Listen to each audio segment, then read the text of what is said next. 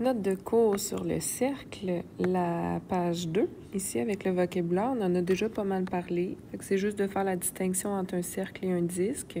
Un cercle, c'est les points ici autour du centre A. Le disque, ce serait la région à l'intérieur. Okay? Savoir qu'on nomme un disque par son centre, donc si c'est vraiment le cercle ou le disque A. Okay? On ne le nomme pas par les points du cercle, mais vraiment par le centre. Le rayon, c'est le petit segment qui part du centre, qui s'en va à n'importe quel point du cercle. Fait que tout ça, ce serait des rayons. Pour la corde, tu prends un point du cercle, un autre point du cercle, tu les relis par un segment. Donc, FB, c'est aussi une corde, c'est la plus grande, c'est celle qui passe par le centre. On l'appelle diamètre, mais c'est quand même une corde. Ça aussi, c'est une corde. Pour le diamètre, c'est la plus grande, c'est la largeur de ton cercle ou de ton disque. Un arc de cercle, ben, tu prends par exemple le point D, le point E du cercle. De là à là, tu aurais l'arc DE.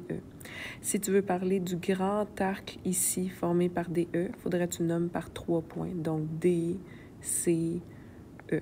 Ce serait bon. Okay. Ici, les exemples que j'ai donnés, c'est CF. CF, ce serait celui-là. Hein, il est nommé par 2 points.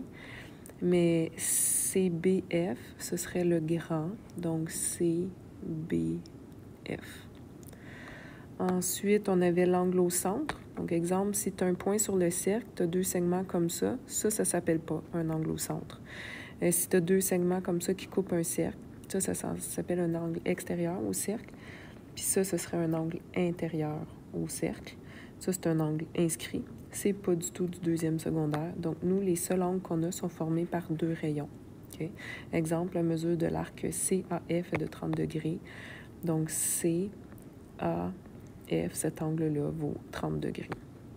Si je voulais parler de l'autre, je dirais l'angle rentrant, CAF, ou je le mettrais dans le dessin pour être sûr que tu comprennes. Pour les secteurs, ben, tu en as 2. Tu as soit la pointe de pizza, soit le secteur qui ressemble à un Pac-Man. Donc, c'était vraiment juste une petite révision du vocabulaire.